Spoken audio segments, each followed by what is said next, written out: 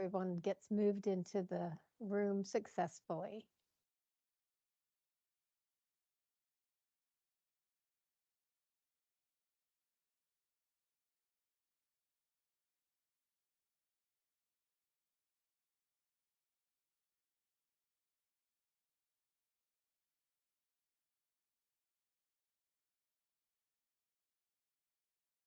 Hey, welcome to What's in Your Prevention Toolbox.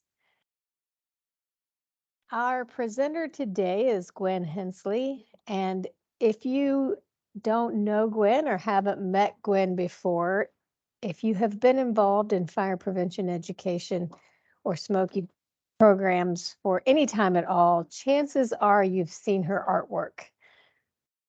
Gwen has designed so many products for prevention teams and Smoky Bear products and the Eclipse and other prevention events that you might not realize it, but you've probably used a lot of her artwork as well.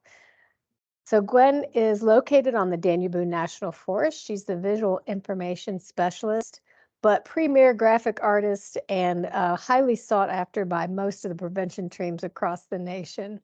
Gwen is also a 2015 Golden Smoky Award for all of her efforts that she has had and all of the contributions she made towards fire prevention and fire prevention education teams throughout her career. So thank you, Gwen, for coming today and helping us out. And Brooke Smith with Tennessee Division of Forestry is going to be facilitating the presentation for Gwen on his computer. He's sharing it right now, and he'll be monitoring the chat for you as well. Thank you so much. Can you hear me? We can, yes. Good. Okay. This is a very narrow focus that I'm working on right here. It's a graphic designer's take on prevention team messaging. Its purpose is for us to develop more effective prevention products and avoid making things just because we can. Next slide.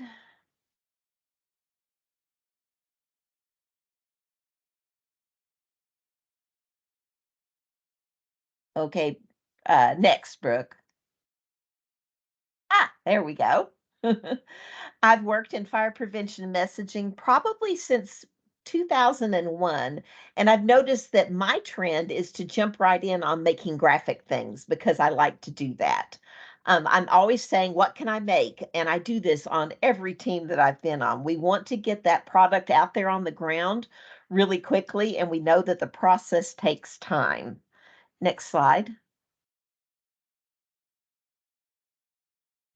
Always check your delegation of authority for this kind of information.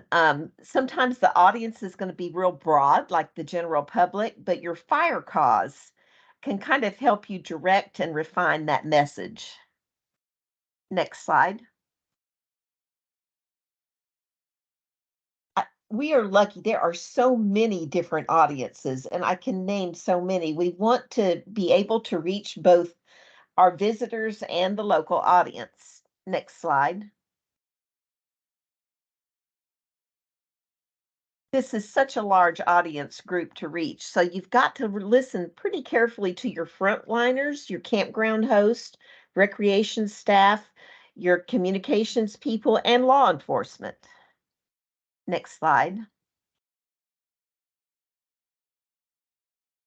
I often worry that the person that I failed to reach is the one that's going to cause the next big fire. I may concentrate my efforts on fishermen with dragging chains and not the rancher that's welding fences or the homeowner that's burning debris.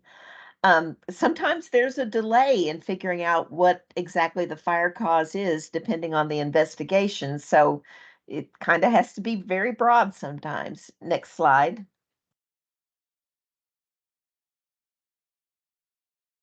Our job is to inform and encourage a change in behavior. Our goal is to reach the audience when they make the decision to be safe with fire.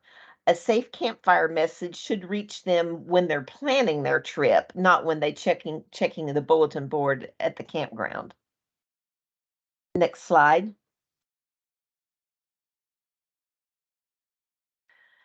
Luckily, we have so many options today, so a combination of these will increase audience reach. I might not read an agency research on how target shooting causes wildfires, but if a trusted community member tells me, I might change my behavior. Next.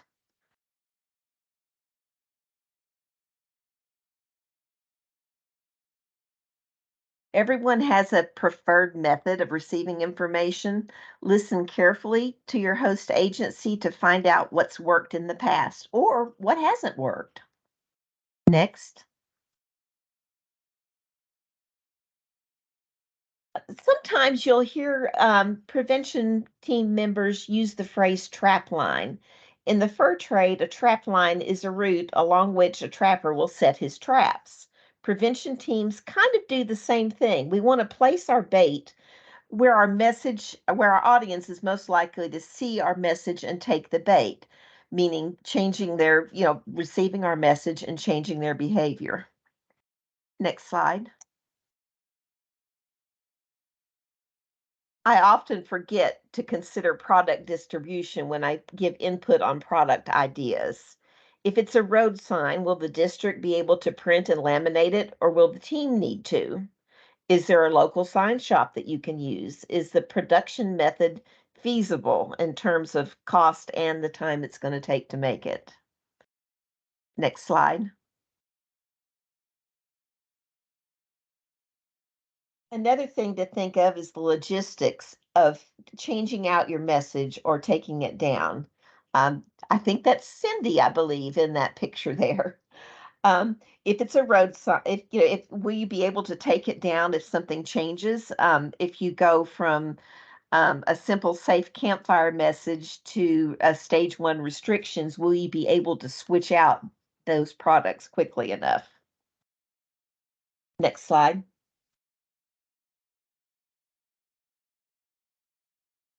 Also, really useful to note where your signs and displays and other printed materials are stored for use in the next fire season. This also goes for digital products.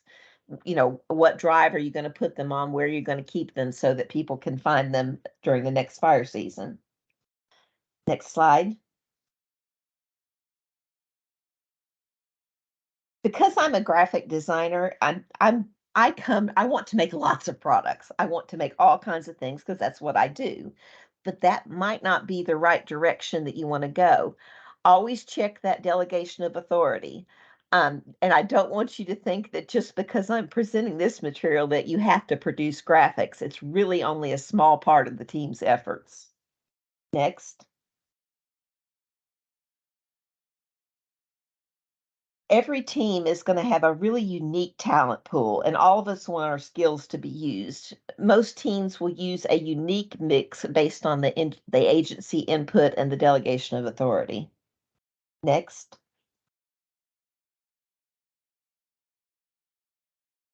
Ask for ideas from the agency and read in between the lines. Ask the hard questions, kind of in a kind way, like why they think past efforts were not effective.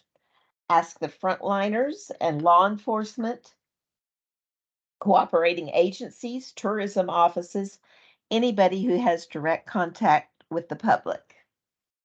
Next slide.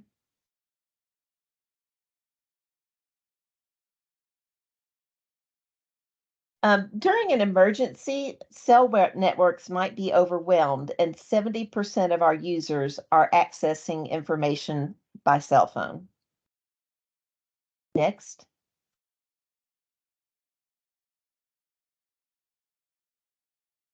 I live in a county with two colleges, yet internet adoption rate is only about 60%. In a rural area with a depressed economy, it might be less.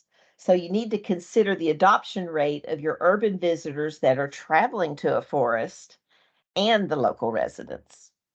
Next. My local radio station captures less than 5% of the people listening in my county. The big Clear Channel station gets the rest. Yet, during a crisis like wildfires or flooding or tornadoes, the local channel provides constant updates, and there is a huge update in the listeners. a huge jump in the number of listeners. Next. We're really lucky to live in a time with so many different options. Think of evacuations, road closures, red flag warnings. They need to go up immediately and be changed quickly. Next.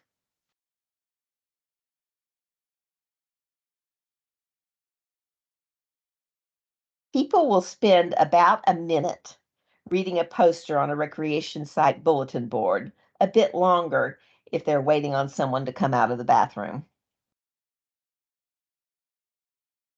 Next. Some PIOs will develop a plan within 24 hours of hitting the ground and use it as a framework for product development. Next,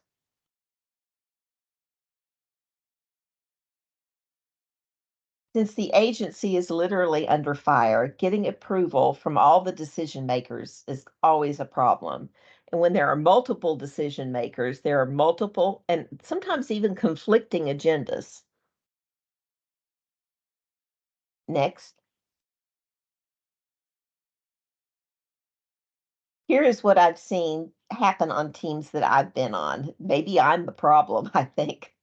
About stuff on a shelf, always check the agency storage closets for materials that can be used. There might be materials left over from the last fire season. You also may find that local fire departments and other agencies have materials that they would like to get used and distributed. Next.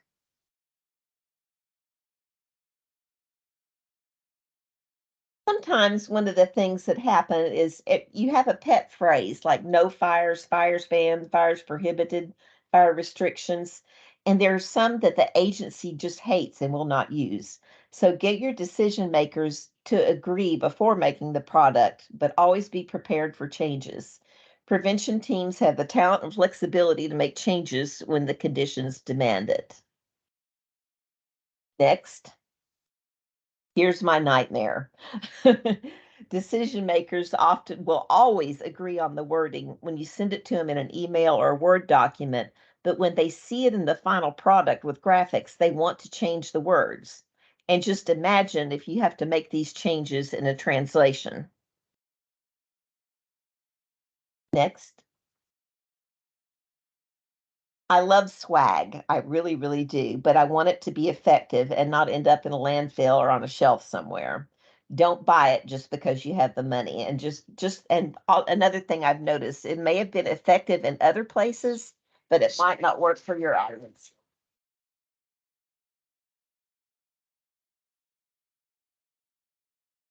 Sorry about that interruption. Let me see.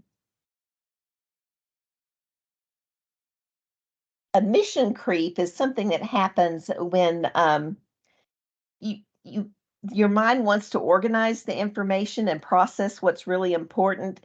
If you keep it really, really simple, it works better and is more effective. Some decision makers, when they look at a product, they want to add to it for two reasons. They think more information is better, or their particular agenda is not addressed. So, a team leader and team members have got to pay really close attention for when this is happening to see, what you're missing, what's not working. Next. I don't want you to think that your team must become a graphics producing machine. Teams often jump into making products because they're a very tangible example of the work that they've done. Remember that graphic products are only a very small part of a producer's efforts. Okay, I'm going to break for a second, and if you've got any real quick chance for questions, then we'll go on to the next one.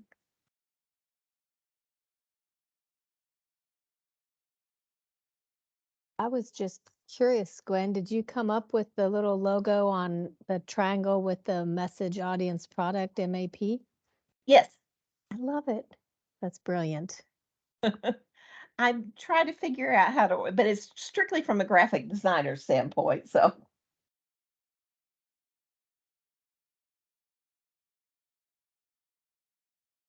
Yes, you want to go on to let's go on to the next presentation.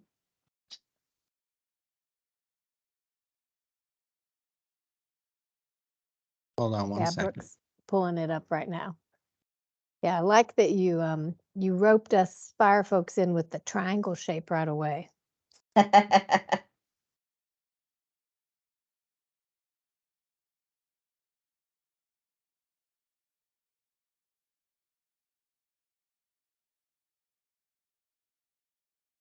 This next one is a really long one, and I'm sorry if I'm running through this so fast.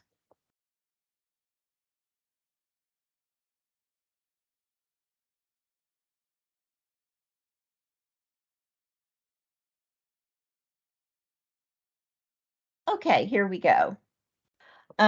This presentation is going to show you how we can make good designs better to increase their visual effectiveness and their readability. Next.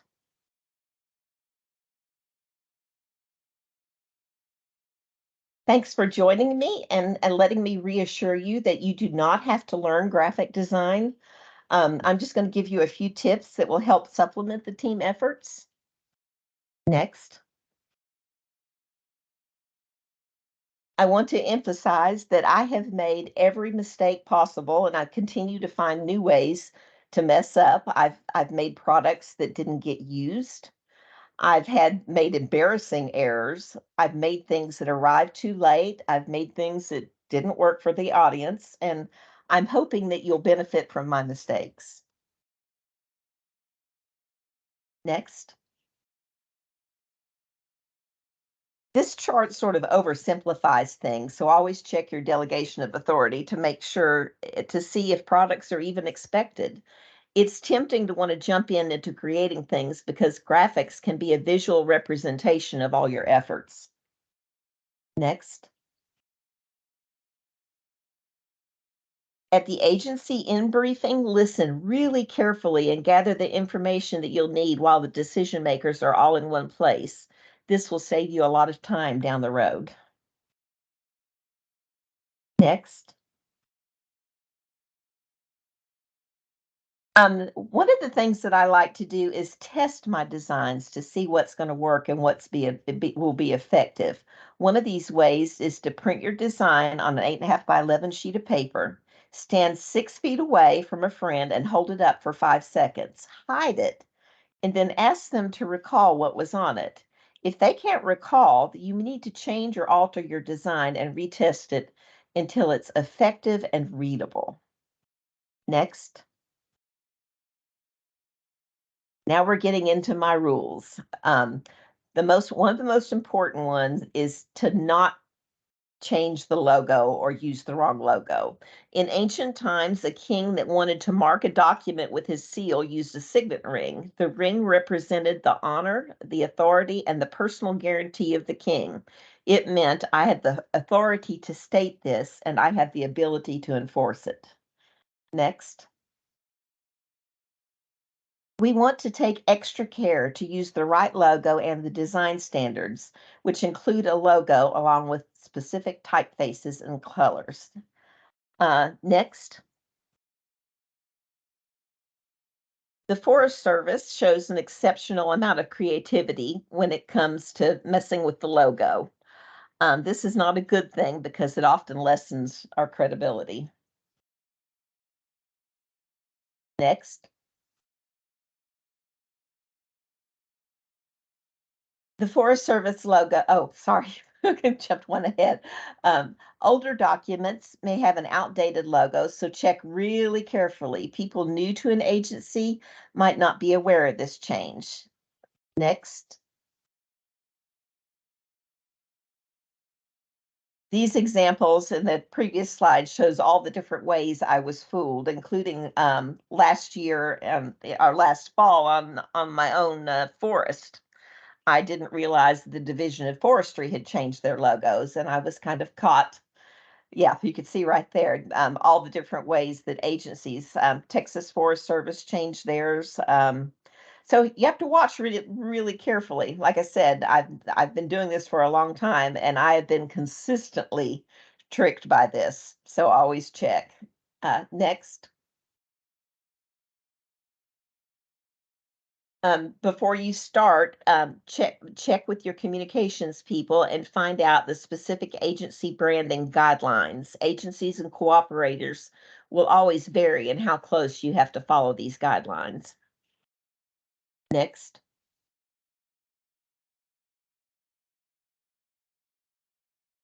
I've seen teen products made using Smoky Bear that did not follow these guidelines. Check with your regional Smoky Bear coordinator before producing. Smoky Bear's message has remained so successful because they carefully control how his image and message is used. Next, images make our content more interesting and understandable. Images are the hook that draws the viewer in. Compelling visuals can help you connect to the audience and make a strong impression before they've ever read a single word. Next,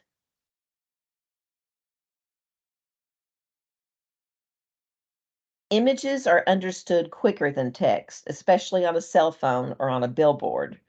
Restriction orders with graphics will stand out better than just text alone. Adding a map will help attract them to your message. Next, ask the team that produces the fire maps if they're willing to incorporate a timely fire prevention message on the map. Next, news releases and lengthy text are not as likely to be read on a small screen. Use graphics to help your message stand out. Visitors might be seeing your message on a cell phone and not on a laptop. Next,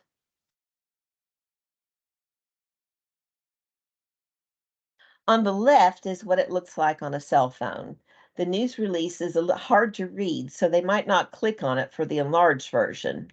On the right, you can notice how the vertical graphic got cut off at the bottom. A horizontal or square version designed for social media would have worked better. One of the mistakes I've made. Next, on some products, a lot of text is going to be required, especially on technical information. So try to break up the text with images. This much text works better on a printed flyer instead of a social media post due to the length of the text. Next, when teams present a message that involve a restriction, we need to make every effort to help people understand the content. We can do this by using images and translating the language.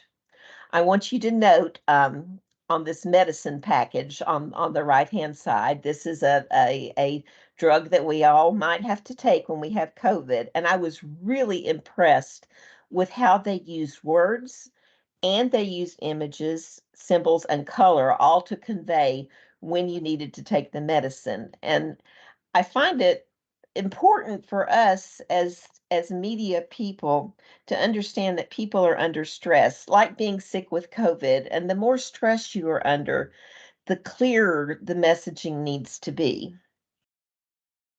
And if you're under, and when an agency is under stress and trying to get this information out, you want to be very, very clear and very understandable, and especially if you're dealing with audiences that there may be multiple languages involved. Next, we don't want to miss getting our message out to everyone. If you can't get it translated in time, use graphics to reach a wider audience. One of the tips it's really important is to make sure that your text and layout is finalized and approved before you do the translating. Next, if you typed it, you know what it says, and it looked beautiful on your computer screen. But will a person who has not read it before be able to read it? Will you be able to read it in a low light situation or on a small screen? Will the text stand out against the background? Uh, Next,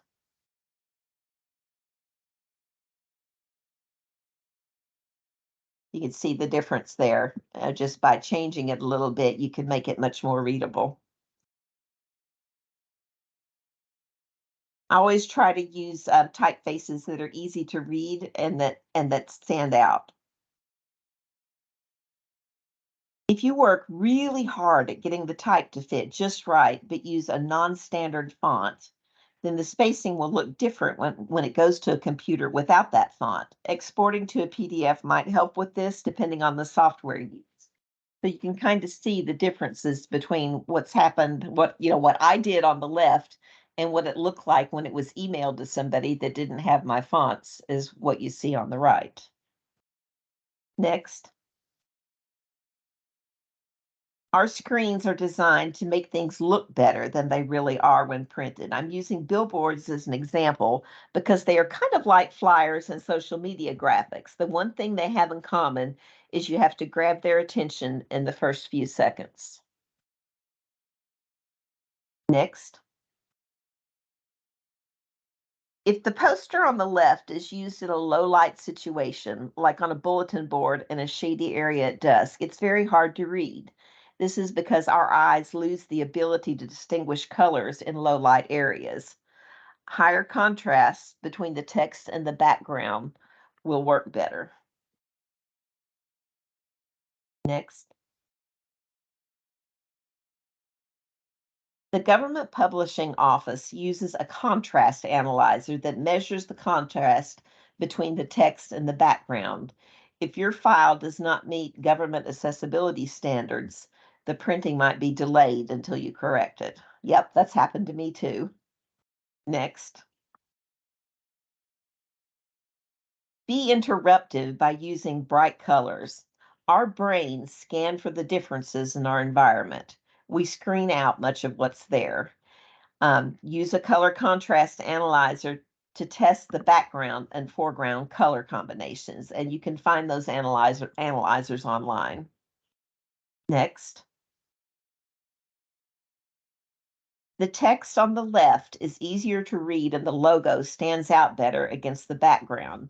I'm emphasizing readability because I have coworkers who are colorblind, a niece that's dyslexic, a friend who struggles to read English, and I wear trifocals. We can design so that our message does not leave anybody out. Next. I have nothing against standard signs, but sometimes we need to use something different to grab attention. This happened at a campground when an old drown your campfire sign remained in place during a fire ban. The sign had been up for so long it was overlooked by the agency, but a visitor noticed it and contested their illegal fire citations since the message we were sending out was mixed. Next. The white background has a greater contrast in low light situations, especially when it's made on a reflective material. The red X and the green check only partially cover the image underneath, so that the image is more quickly comprehended. The use of red and green are commonly understood as prohibited red and permitted green. By putting them in a high contrast circle, even people that have a red green color blindness can understand what is prohibited and what's permitted. Next. 8% of men are colorblind, so design for them too. Greater contrast between the text and the background helps everyone. The most common form of color blindness is difficulty seeing the difference between red and green. Italics, all caps, and underlining can impair reading for people with dyslexia. Next. These color combinations will really pop on your computer screen, but if you print a lot of copies, it will use up a lot of ink. I have made this mistake many times, drained the agency copier of ink, and then had to wait until new ink was ordered. Next. Always make your text big enough. Another mistake I've made, text did not meet the minimum size standards and was rejected for printing until I increased the point size. The revised version of this postcard still grabs your attention, and increases readability without using too much ink. Next. Now I'm going to get technical. This poster prints all the way past the edge, and then the printer will trim it off. This is called a bleed. If you print this on a copier or a press, the ink will not go all the way to the edge. It'll leave a white margin or crop your content. On a folded brochure, your margins will misalign when printed on a standard copier if you don't take this into account. Next. Here's a revised version of this. You'll notice that there is a white margin around the edge, and that's called a gripper. A gripper is a space on a sheet of paper that allows for the press or copier to physically grab the paper and guide along the path to print. Um, in this case, you can convert part of this message into a social media graphic too. And I do this because the big version will be hard to read on a small screen, and the bottom part will probably get cut off. Next. Notice that on brochures that the basic message always needs to be in the top 3 inches so that it shows up on a brochure rack. This helps grab people's attention better. Next.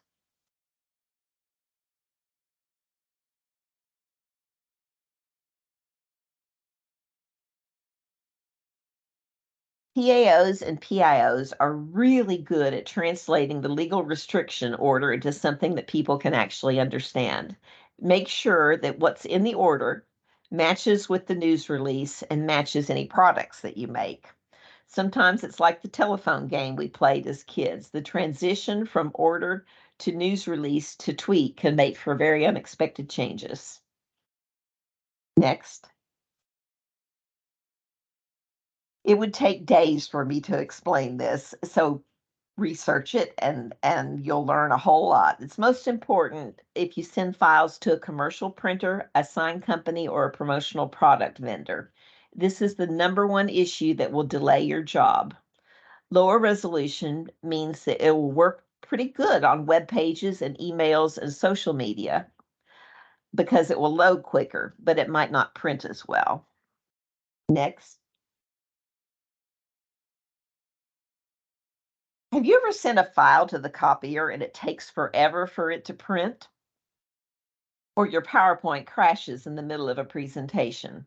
It might be because your image resolution was too high on a file with lots of graphics, and I am so guilty of this. The 4-color offset printing process is very different from copiers and digital printers. If you know it's going to be printed this way, check with the print vendor or GPO requirements before you submit your files. Next. Sign companies, screen printers, display, banner, and promotional product vendors will always have different file requirements. If you send them artwork with multiple colors instead of one, it can increase the cost dramatically. Next. And you probably wonder why this matters. It makes us look unprofessional and not legitimate. I also try to avoid a lot of excessive text effects like drop shadows and outlining because sometimes they'll reduce the readability instead of adding to it. Next.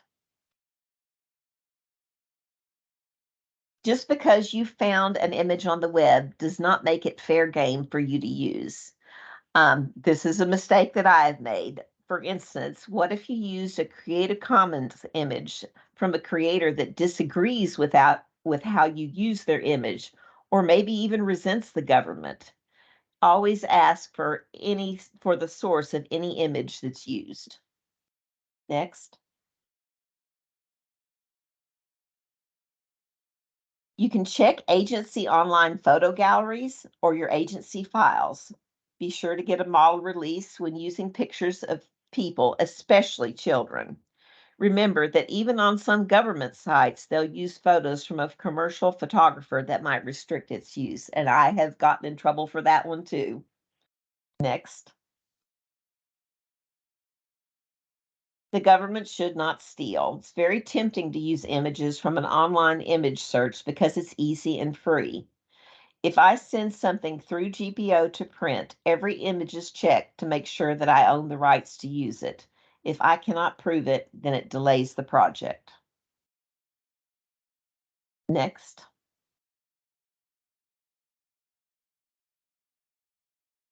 Inside products can be more detailed and have more text content because you're looking at them up close and you can pause to read them. Next. In a shady bulletin board at a campground, you'll need a bright, simple message with not very much text. On a highway sign, billboard, or a banner, use 5 words or less and very simple graphics. You can check with billboard companies for their guidelines and their design suggestions. Complex photos with a lot of detail sometimes don't work very well. Textures in the background can detract from the message. Next. How would you design a billboard that's located at an intersection with a red light versus an interstate billboard? Is or whether it's against a forest or against a blue sky. Billboard companies and outdoor advertising companies will often have a way for you to see where the billboard is actually going to go, and that can help change your design decisions. Next. Asking these questions at the very beginning will reduce changes at the end. Technical issues might arise if a Facebook graphic that you made in Canva will need to be sent to a billboard company that wants you to send a vector file. It'll also take design time to change a layout from vertical to horizontal and to locate higher resolution images. Next.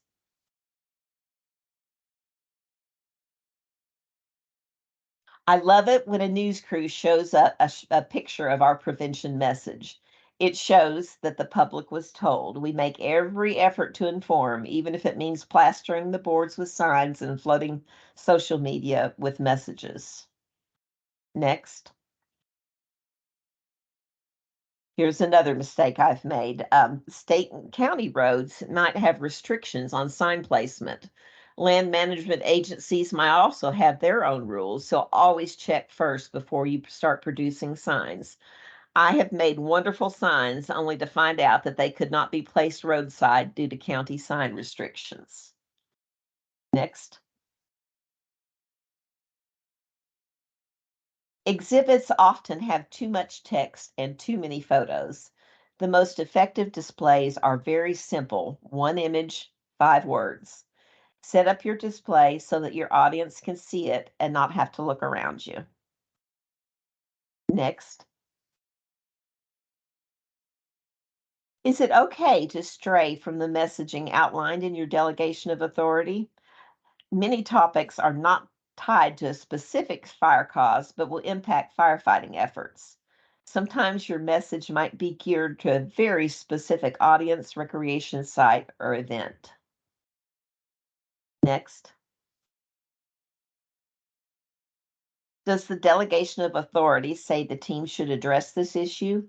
Confirm changes with the host agency. For example, if the information on the smoke issue helps raise awareness of fire prevention, then it might be appropriate. Next. If your host agency is distracted by these issues, you might be able to help them out so they can concentrate on fire prevention. It might be possible during downtime to create products that only slightly relate to a specific fire cause. Next. Asking these questions at the very beginning will reduce changes at the end. Technical issues might arise if you have to change your layout. And on this case, I always like to gear the design towards the specific community, and figure out what's effective and what works. Next.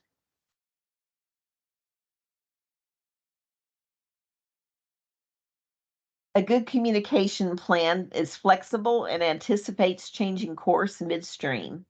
The print product for safe campfires might be on bulletin boards when you go into fire restrictions that say no campfires.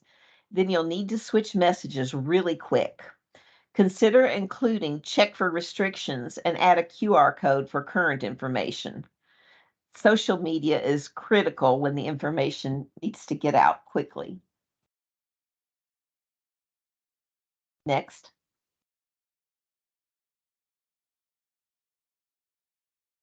If people are burning their trash in the forest, then a leave no trace, dispose of waste properly instead of burning it is an appropriate message. If OHVs are going off trail in dry fuels, then tread lightly, stay on the trail message is appropriate. Tie the message to fire prevention. I've used both of these phrases without getting permission from the organization to alter the wording.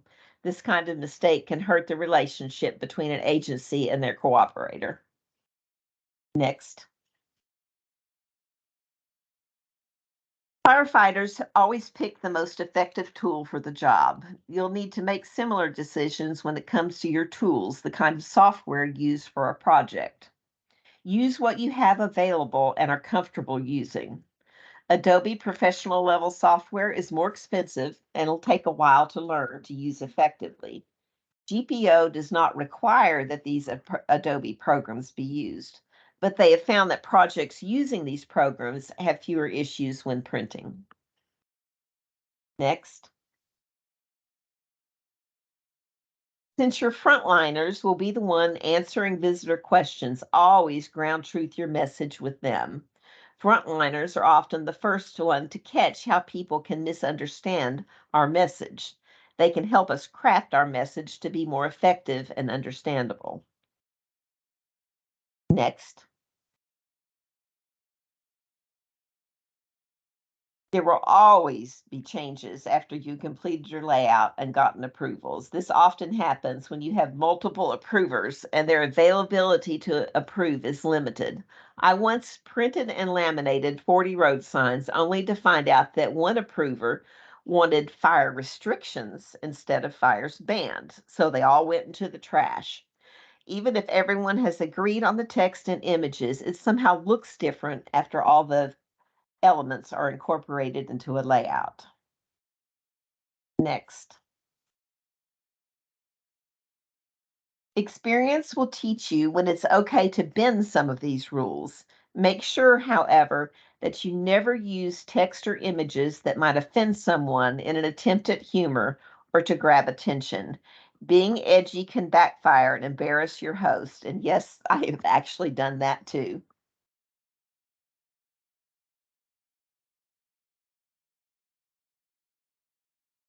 Does anybody have any questions on this section?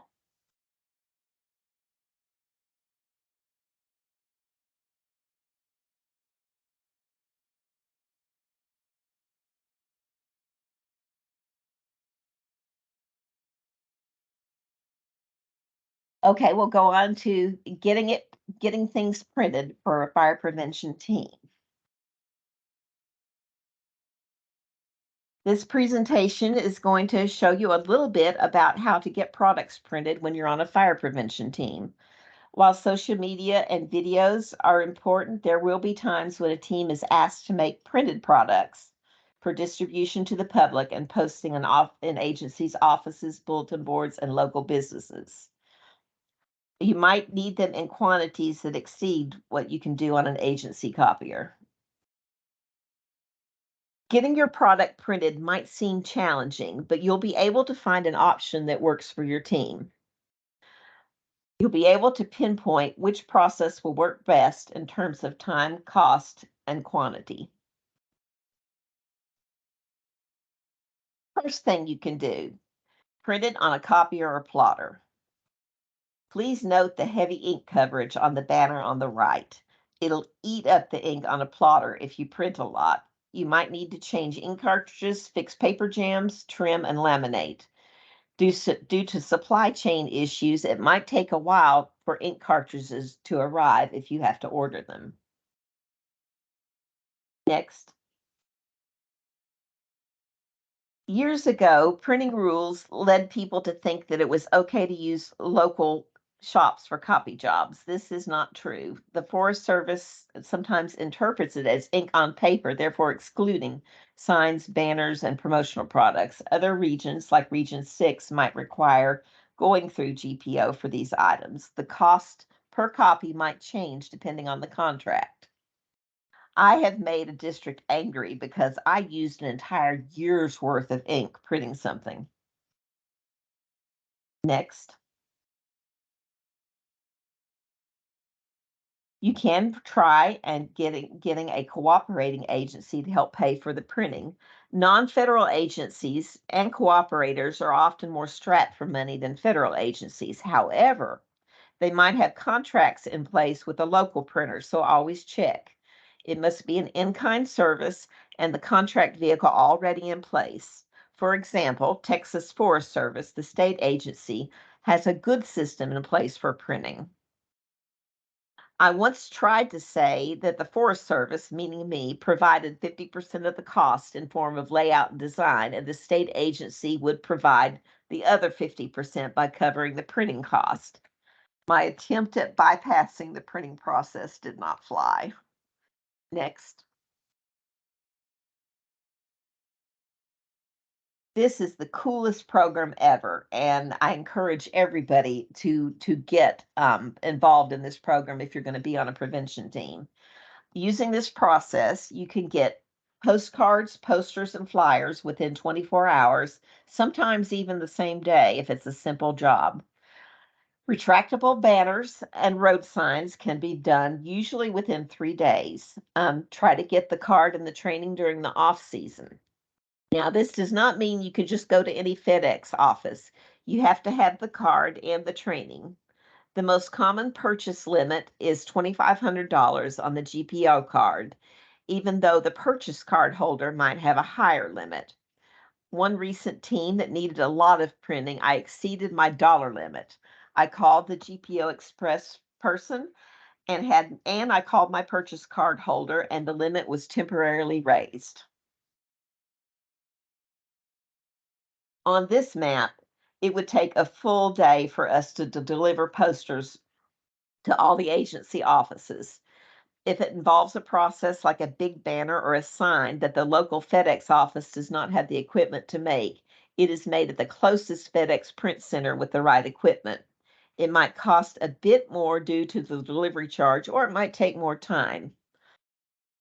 You can also send a team member to the FedEx office to pick up your products, and I have done this when I needed to get something on the same day.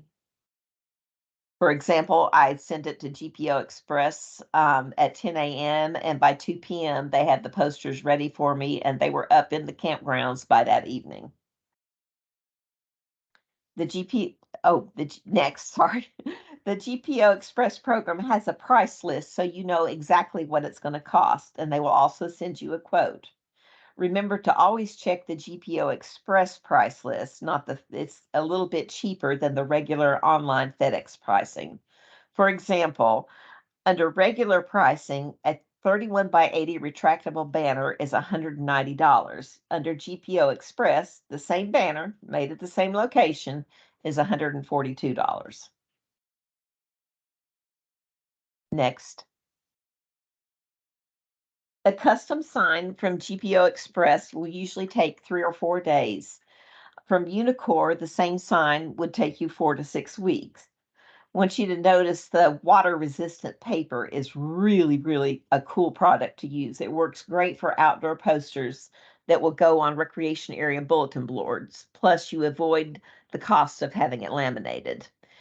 Check with FedEx for additional products that might not appear on the price list. Next. This is another method that I've used. On my forest, I use a local spa printer who often delivers within 24 hours. I did not have to go through the regular Forest Service publications approval process. The price was a tad higher, but within the normal range, but I had no shipping charge because they delivered.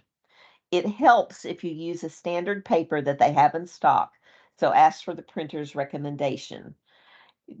You will need to note that you will not be able to get a local printer approved to be a spa printer within the team timeframes. This does not mean that you can bypass GPO.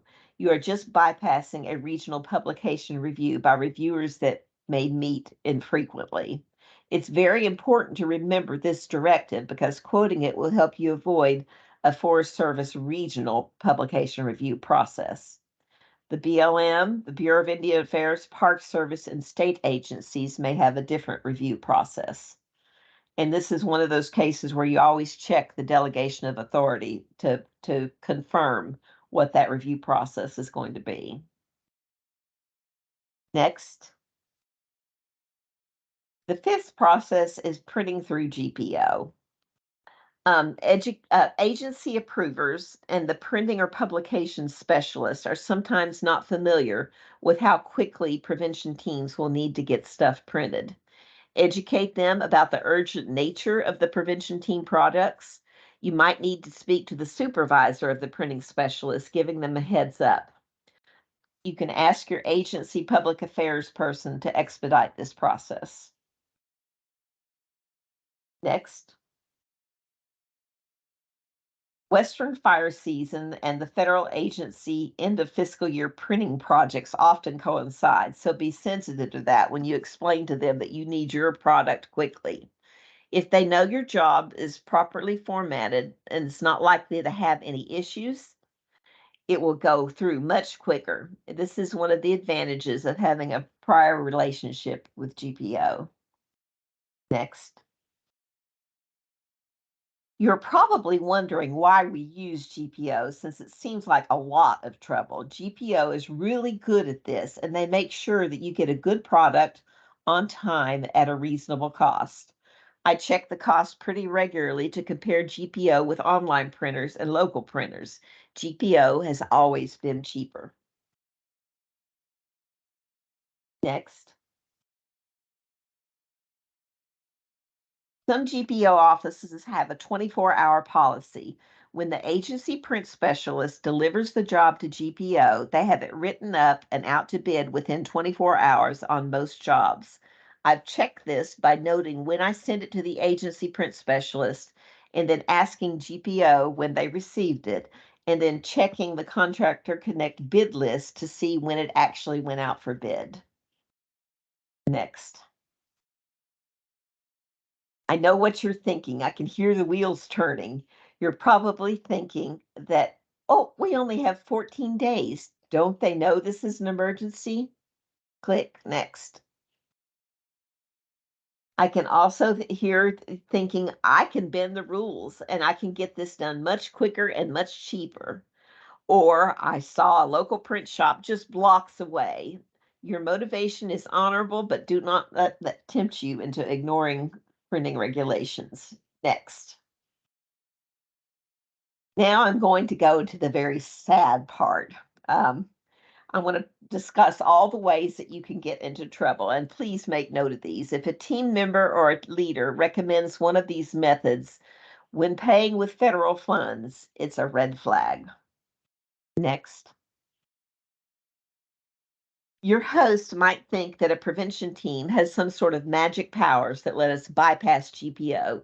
Do not fall for it. We do not want any leader's reputation to be damaged or for a purchaser to be personally liable for the cost. Several federal employees have had to pay for a print job out of their own pocket because they bypassed GPO. NASA, BLM, the Forest Service, and the CDC have gotten caught doing this. Another federal employee used a local printer, a relative, and was asked to resign or be criminally charged. That person tried to have a charge listed as graphic design work instead of printing. Being sneaky by lying backfired. Next. If anyone says, here's how we bypass GPO, be sure to get it in writing to protect yourself and the person that pays for it in case there's an audit. All GPO offices have the ability to get products printed within team timeframes. For example, the Region 6 Forest Service BLM print specialist has a local contract that can get simple print jobs done very quickly, often within 24 hours. Next. Do not ask the incident buying team to purchase printing. The buying team purchases printing for internal use only, not materials for public distribution. A note on getting approval for the use of color. The Forest Service does not require getting color permission for fire prevention products since it falls under a health and safety clause. Next. Do not be tempted to ask government purchase card holders to purchase printing. Agencies other than the USDA may have different regulations concerning their purchase cards, so always check. This warning may seem a bit drastic. I emphasize this because in the past, team training might not have included this information, so current team members and team leaders may not be aware. Next. On this one, remember, if you do not have a signed GPO waiver request, your purchaser could be held liable for the cost. Most GPO teams do not grant waivers. I have asked just within the past month every regional GPO team and the national GPO contract administrator. You cannot ask for a waiver after your project is printed. I've included this because in the past, we've had a team try to get a waiver after something was printed at a local print shop. Next.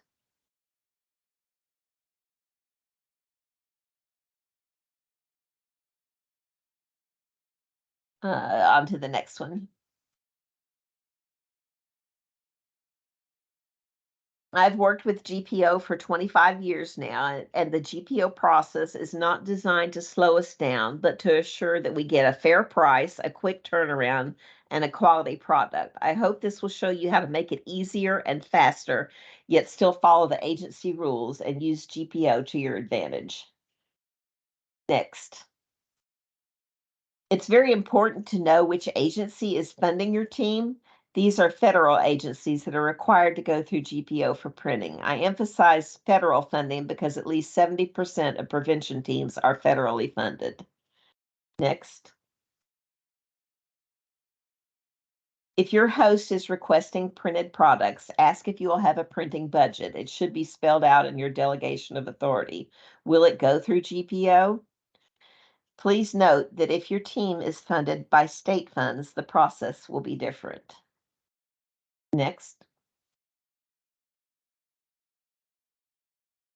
This wording is from a typical delegation of authority. Ask for a specific amount that you can spend on products. Pre-approval on cost and design will take time, so plan accordingly. I sometimes prepare files to show at the end briefing in order to get products distributed and printed within the team's time frame. Next.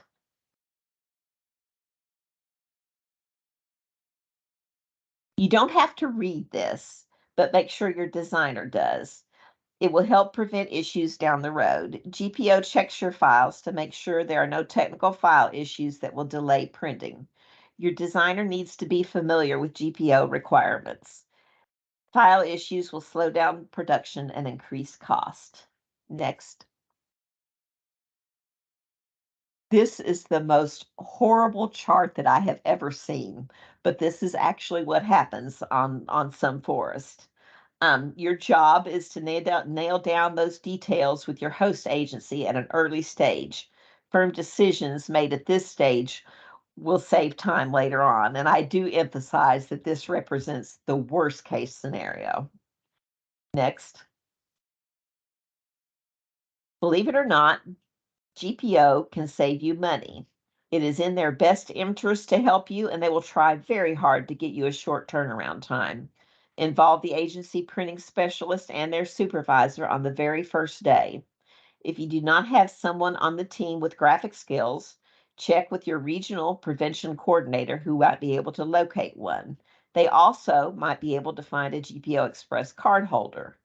GPO can also include the services of a graphic designer in their contract if necessary. Next. There we go. Every product sent for printing actually has four parts: the parent file itself, a PDF export of that file, any photos and art placed into the file, and the fonts used. I'm telling you this in case you encounter product problems that will slow down your print jobs. For example, if the image you placed is RGB and the printer needs to convert it to CMYK, they'll need the original photo to convert it. Next. You will also need some kind of signed agency form with the financial codes so that the cardholder can allocate the funds and reconcile it later on. Next. What could possibly go wrong? Do not let this scare you. Most of the time, a PDF file is sufficient, and some print vendors are happy to fix the problem for you, but it might delay your project. Next. If you know you're going to be using GPO, get a designer with experience in sending files through the GPO or the commercial printing process. I call the printers and ask to speak directly to the designer that outputs my file, and I get an earful. They tell me all the things that I have done that have caused delays and increased the cost. I don't expect team members to get this technical or be intimidated by my graphic design jargon, but it'll help to understand what might cause a delay or increase your cost. You might get a call from a printer saying, "Send me a higher resolution photo," or "Please send me the font." Next. Here's my cheat sheet. Let me see. Next. This is my cheat sheet that I kind of use to help you think about what process that you're going to need. If you know this from the beginning of the project, based on your deadline and your quantities and the costs and the kind of the project that you're doing, this means you might have to start ordering something before the ink is even dry on your delegation of authority in order to get your printed product in time. Sometimes it's really hard to get a print specialist at a regional office to understand the critical nature of getting products printed in a timely manner. Next. Each federal agency has their own supplemental acquisition regulations. These supplements provide additional guidelines, policies, and requirements for that agency. GPO Contractor Connect is a good way to get cost estimates on print jobs similar to yours. One pane will show the specs so you can see if it matches your job. The second one will show the price and also which printer got the job. Thank you so much for your patience in listening to all this, and maybe we'll have time for a couple of questions, or did we go over?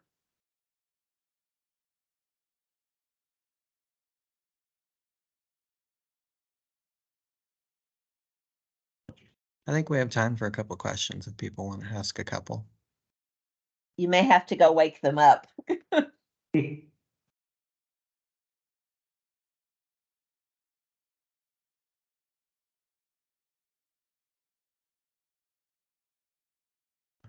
Michelle, go ahead. Yeah. Um, can you get your government printing charge card or purchase card before you have a purchase card?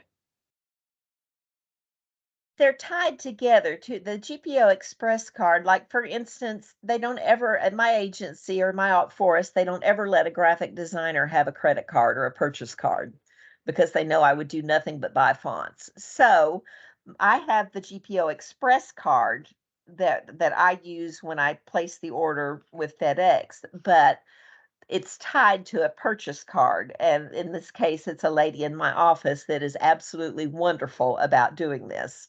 So there's actually two different cards: the GPO Express card that allows me to order, and the purchase card that actually gets charged from the the FedEx office. Does that make sense? I think so. Thank you. They Thank you can be so the much. same person, but just in a good many cases, it's different. You'll in some kind sometimes the purchase card holder and the GPO Express card holder could be the same person. Okay. Okay, very good. Thank you so much. And I really, really loved your presentation. Thank you.